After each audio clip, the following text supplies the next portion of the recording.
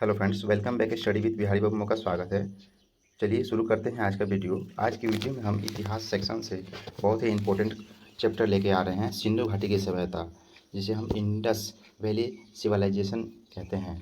ये प्राचीन इतिहास का बहुत ही इंपॉर्टेंट चैप्टर है। आप देख सकते हैं या फिर देखे होंगे, जब भी एग्ज़ाम होता है तो हर एक एग्ज़ाम में सिंधु घाटी की सभ्यता से क्वेश्चन कुछ ना कुछ पूछता रहता है। जितने भी नॉन टेक्निकल एग्ज़ाम हैं, ठीक है, जैसा सीपीओ हो गया, फिर ये जीके सेक्शन या जनरल स्टडी में, हर एक एग्ज़ाम में, या पीसीएस लेवल हो गया, स्टेट लेवल हो गया, सभी से क्वेश्चन भर भर के पूछे जाते हैं। तो चलिए आज हम शुरू करते हैं सिंधु घाटी की सभ्यता। ये सेक्शन जो है हम दृष्टि को क्विक बुक से हम लेकर आ रहे हैं। जैसे ही हमारा प्राचीन खत्म हो जाएगा, प्राचीन इतिहास खत्म हो जाएगा, वैसे ही हम जो है मेडाइवल, फिर उसके बाद मॉडर्न पर पहुँचेंगे। ठीक है, तो आज हम शुरू करते हैं सिंधु घाटी की सभ्यता। बहुत ही इंपॉर्टेंट चैप्टर रखता है। जितने भी हम इसमें कुछ कुछ नोट कराने वाले हैं, उसको हम आप नोट कर लीजिएगा, जो भी हम बताएंगे। ठीक है, तो चलिए शुरू करते हैं आज का वीडियो। चलिए देखिए, सिंधु घाटी की सभ्यता। सिंधु घाटी की सभ्यता में देखिए, पहले हम शुरू में हम देखेंगे इसकी भूमिका क्या है। ठीक है, देखिए भूमिका की इसकी बात करें तो देखिए, पहले जो है 20वीं शताब्दी में हम देखें तो सिंधु घाटी सभ्यता का कोई अस्तित्व नहीं था। ठीक है, तो जैसे ही अब 20वीं शताब्दी के अंत में, जो भी यहाँ 1900 के बाद में जब भी खोज हुई, तो हम देखेंगे कि उसमें से उभरता हुआ जो आता है, जो है सिंधु घाटी सभ्यता। ये जो है कहा जाता है, ऐसा धारणा माना जाता है। यहाँ पर आप देखिएगा, देख सकते हैं कि धारणा तो ये थी कि सिकंदर जब था 326 ईस्वी में, जब सिकंदर आया था, तो उसके पहले जब पता ही नहीं था आदमी को कि या सिंधु सभ्यता आखिर ऐसी कोई सभ्यता रहती थी पहले या होती होगी। ठीक है, उसके बाद भी किसी को कुछ पता नहीं था। ठीक है, देखिए जो है, जो अगला जो है 20वीं सदी के दशक में, जो है तृतीय दशक में, ही हमारे ही देश के जो दो पुरातत्व शास्त्रियों में से जो हैं दयाराम साहनी और राखल, जो हैं राखलदास बनर्जी, ये जी ने जो हड़प्पा तथा मोहनजोदड़ो के प्राचीन स्थलों से जो प्राप्त किए, जो भी कुछ प्राप्त किया, जो वस्तुएं, जो पुरातात्विक जो वस्तुएं हैं, जो खुदाई से उनके प्राप्त हुए, उनसे ये सिद्ध कर दिया कि नहीं, सिकंदर के पहले भी ये सभ्यता रही है। ठीक है, तो चलिए इसके जो है हम आगे हम पढ़ते हैं इसमें। देखिए कालांतर में जो है सन जॉन मार्शल जो है, इनके स्वरूप में भी जो बहुत ही इनके अंडर में बहुत ही जो है खोज किया गया है। ठीक है, देखिए हड़प्पा में जो भी खोज से जो प्राप्त हुए अवशेष, ठीक है, कुछ सामग्रियाँ मिली, जिनसे यह साबित होता है कि ये पूरी सभ्यता जो है सिंधु घाटी के आसपास की सभ्यता है। सिंधु घाटी से मतलब है सिंधु नदी हुआ करता था। सिंधु नदी के आसपास जो भी, आसपास में जो भी क्षेत्र में बसे हुए थे लोग, उनको जो है हड़प्पा सभ्यता, हड़प्पा में बसे हुए थे, जिन्हें हम हड़प्पा सभ्यता के नाम से जानते हैं। देखिए नाम से जानते हैं, नामकरण पर भी कई सारे इसमें सवाल उत्पन्न होते हैं। चलिए नामकरण देख लेते हैं। यहाँ पर देखिए, नामकरण में देखेंगे, नामकरण ऐसा है कि सिंधु घाटी की सभ्यता अत्यंत व्यापक था। आप ही को पता है, सभी को पता है। ठीक है, आरंभ में जो है हड़प्पा और मोहनजोदड़ो की खुदाई से इस सभ्यता के प्रमाण मिले हैं।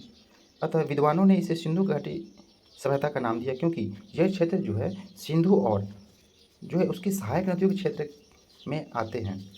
पर बाद में रोपन, लोथल, कालीबंगा, बनावली, रंगपुर जैसे आदि क्षेत्रों में भी इसकी सभ्यता के अवशेष मिले, जो सिंधु और उनकी सहायक नदियों से क्षेत्र से बाहर थे। मतलब कहने का मतलब यह था कि सिंधु घाटी जो, या सिंधु नदी के आसपास जो भी सहायक नदी थे, या सिंधु नदी के आसपास में क्षेत्र में जो बसे हुए थे, उसे हम सिंधु घाटी की सभ्यता के नाम से हम जानते हैं।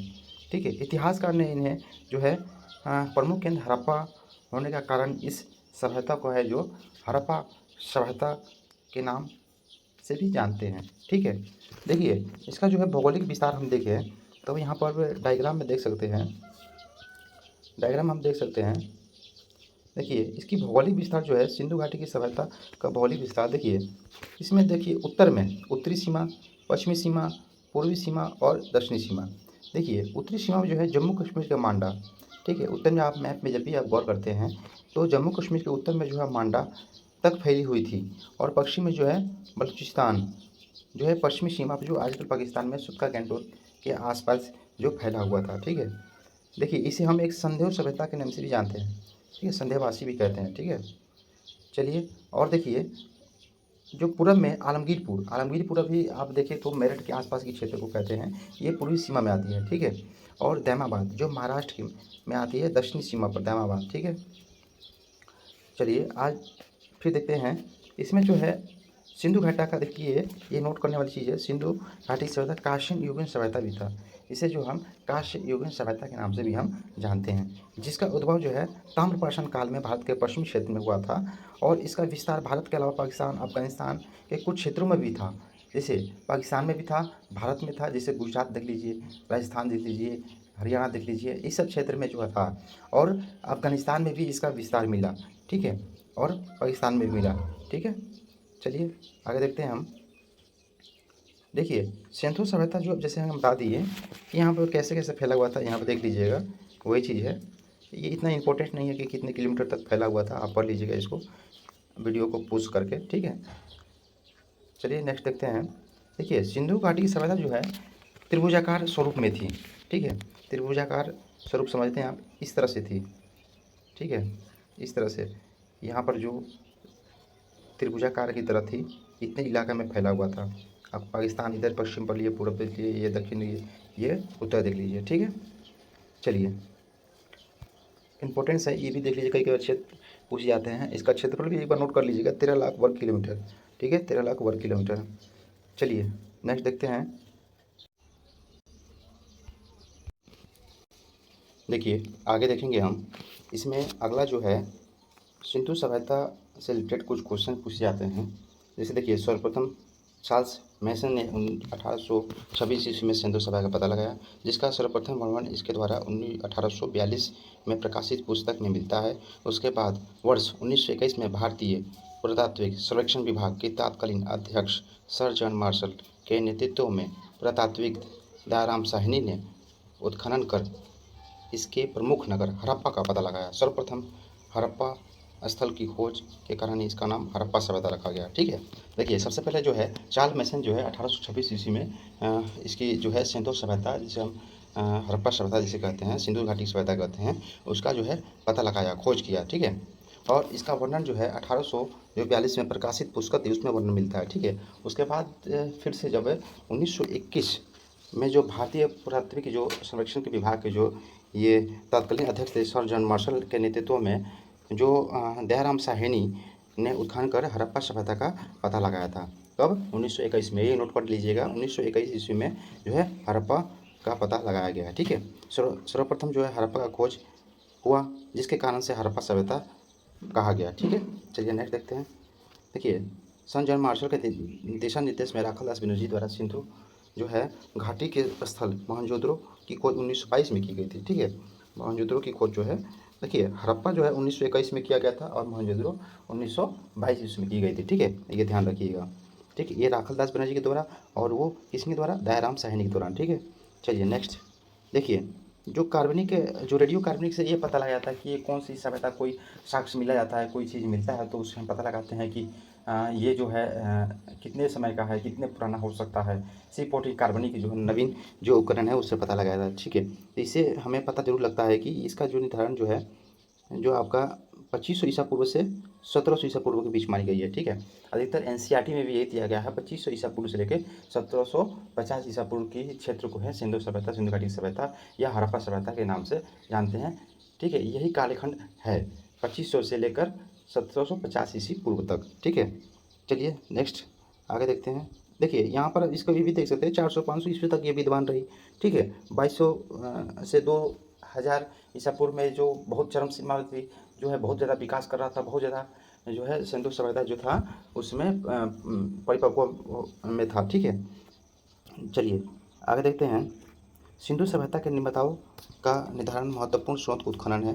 देखिए उत्खनन से ही तो पता चलता है। उत्खनन में क्या है? मानव का कंकाल, मानव का कंकाल से ही पता चलता है ये हड्डियाँ कितनी पुरानी हैं, जिससे यह पता चलता है कि ये सिंधु सभ्यता या सिंधु सभ्यता कितनी पुरानी हो सकती है। ठीक है, इसीलिए C14 कार्बन से जो पता चलता है वो कार्बनिक वो देखकर ही पता चलता है, जो रिसर्च होता है उसको देख कर पता चलता है। ठीक है, देखिए सबसे अधिक कंकाल जो है मोहनजोदड़ो में मिला गया। ठीक है, सबसे अधिक जो है मोहनजोदड़ो में कंकाल मिला गया है। इस अब देखिए क्वेश्चन ऐसे पूछा जाता है कि कंकाल के साक्ष्य कहाँ से मिले हुए हैं, तो ऑप्शन में मोहनजोदड़ो रहेगा तो मोहनजोदड़ो टिक करेंगे। ठीक है, चलिए आगे देखते हैं। आगे हम यह देखेंगे कि इसके परीक्षण के लिए निर्धारित हुआ सिंधु सभ्यता की 4 प्रजातियाँ निवास करती थी। देखिए सिंधु सभ्यता में एक भूमध्य सागरीय, प्रो एस्ट्रोलॉयड और अल्पाइन और तथा मंगोलाइड, ये 4 जो है प्रजातियाँ निवास करती थी।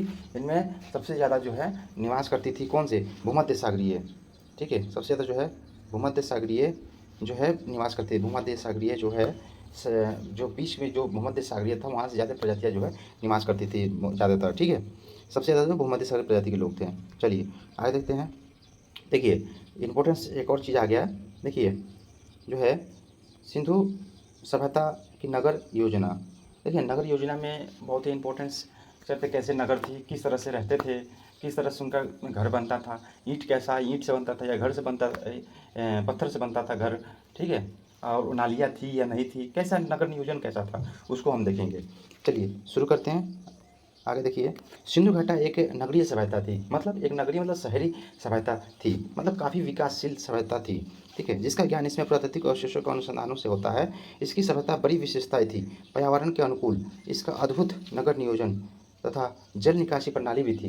देखिए जल निकासी बहुत ही इंपॉर्टेंस, ये आप याद रखिएगा। पर्यावरण के अनुसार जो है इसका नगर प्रयोजन का नगर जो है नियोजन का सबसे जो है जो प्रमुख जो साक्ष्य मिलता है, इसका जो है जल निकास जो प्रणाली थी, ये जल निकालने की प्रणाली बहुत ही उस समय जो ये था बहुत ही प्रचलित थी।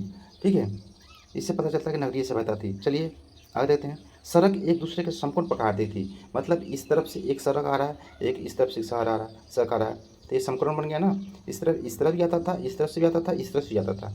ठीक है, तो ये जो था जो है समकरण पर काटती थी, लगभग जो है 2 भागों में विभक्त होता था। ठीक है, तो देख लिया आप।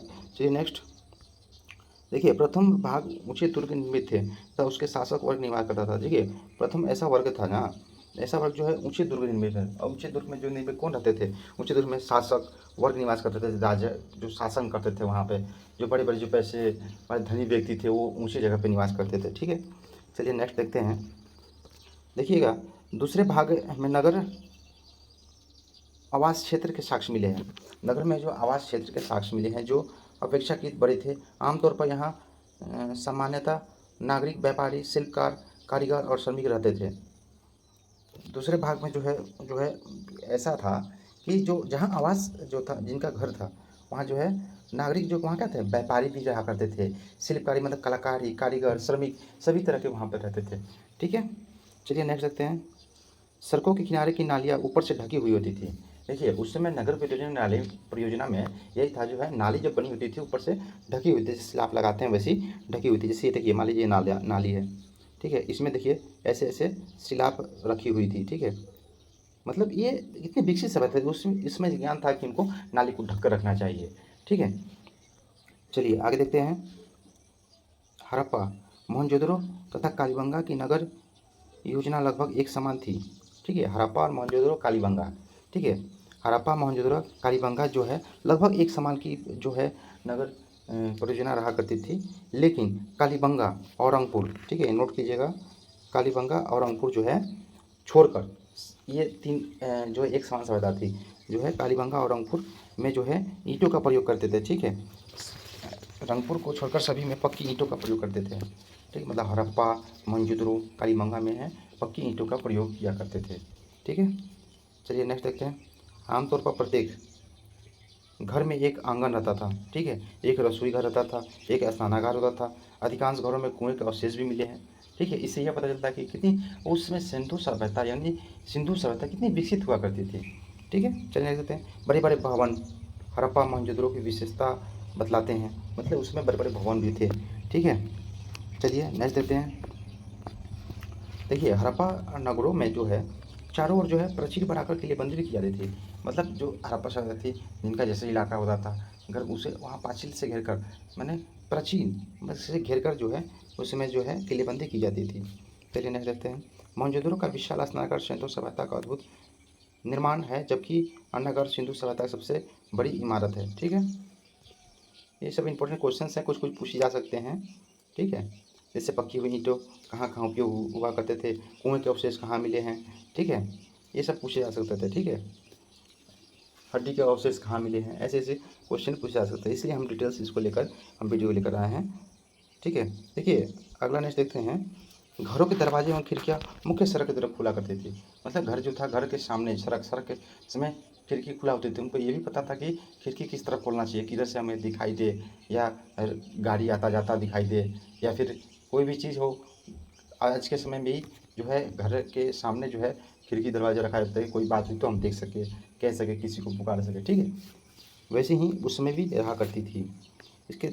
ठीक है, चलिए नेक्स्ट देखते हैं। इनके मकान बनाने के प्रकार जो ईंटों का जो देखिए कहीं कहीं अनुपात ये पूछता है 4:2:1। ठीक है, ये जो है लंबाई चौड़ाई और मोटाई का अनुपात था ईंटों का। ठीक है, चलिए नेक्स्ट देखते हैं। सभ्यता के जो है प्रमुख स्थल देखेंगे। सिंधु घाटी जो सभ्यता था उसका प्रमुख स्थल को हम देख लेते हैं। चलिए शुरू करते हैं। देखिए हड़प्पा, सिंधु घाटी सभ्यता के अवशेषों की खोज 1921 में, ठीक है, हड़प्पा सभ्यता में की गई।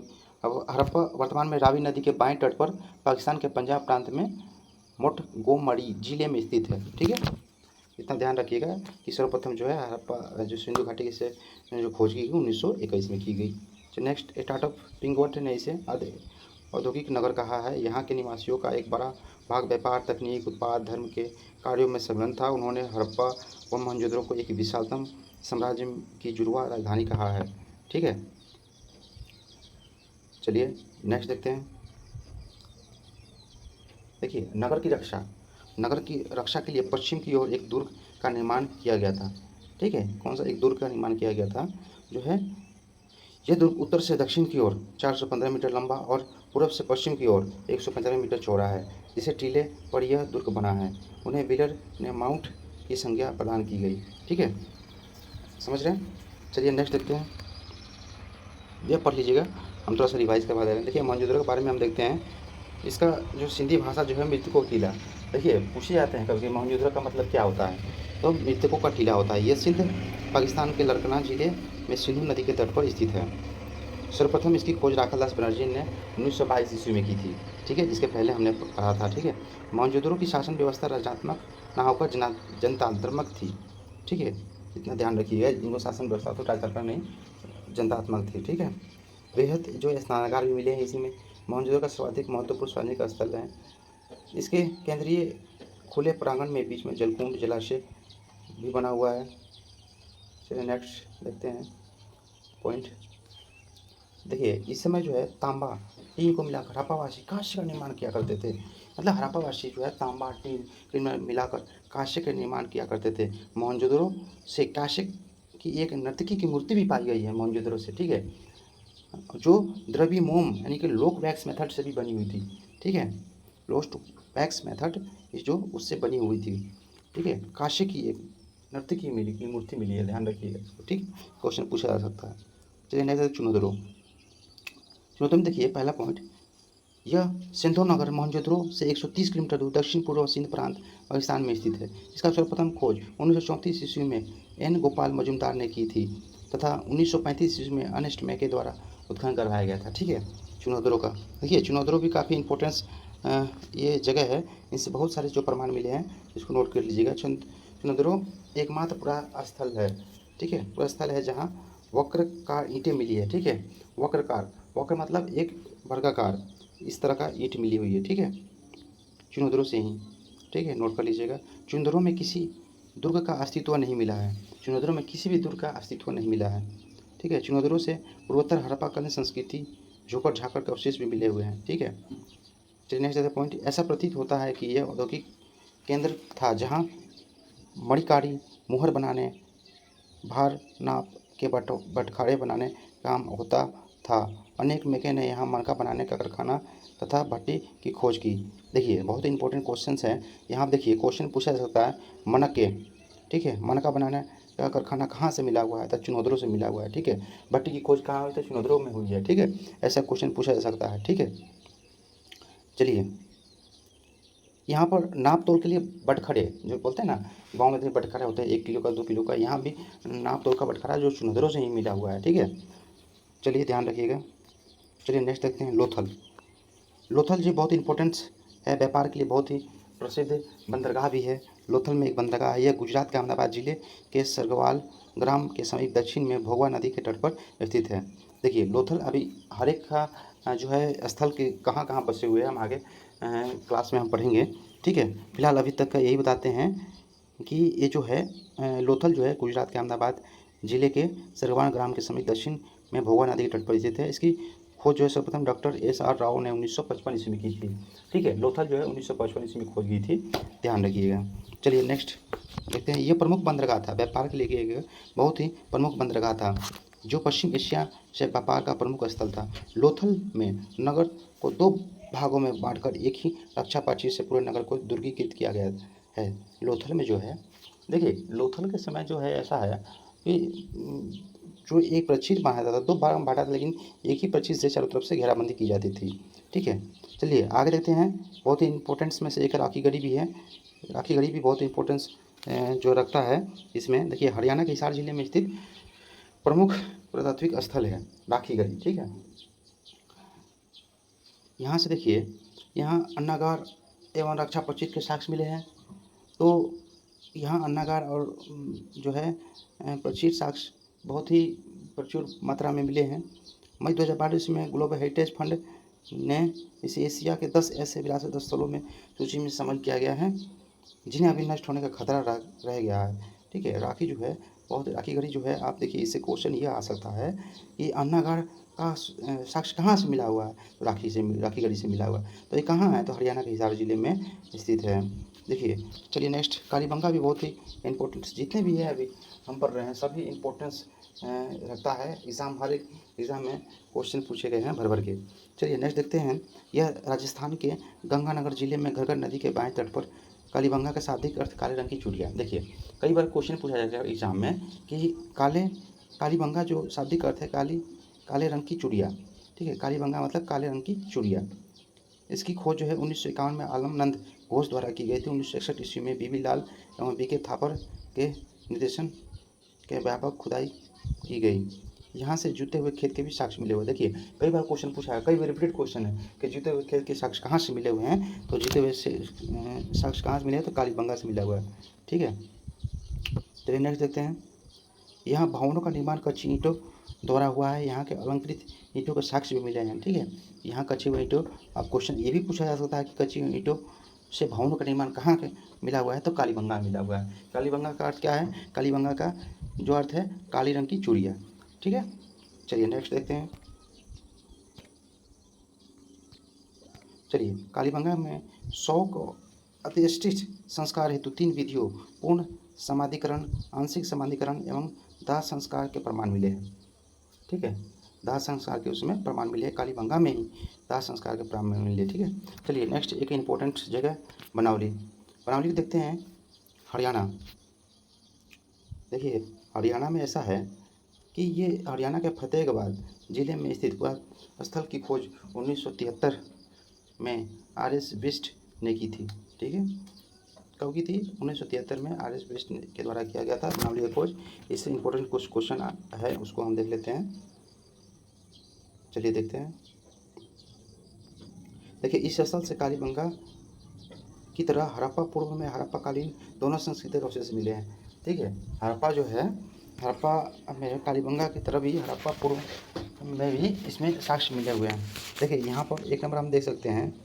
देखिए एक नंबर यहाँ जल निकासी प्रणाली का अभाव था, इसमें हम देख सकते हैं कि जल निकासी का उसमें जानकारी नहीं थी लोगों के पास में।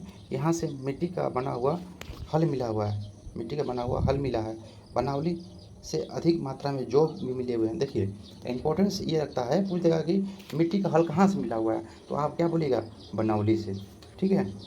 और यहाँ जो है अधिक मात्रा में जौ कहाँ मिला हुआ है, तो बनावली से मिला हुआ है, ठीक है।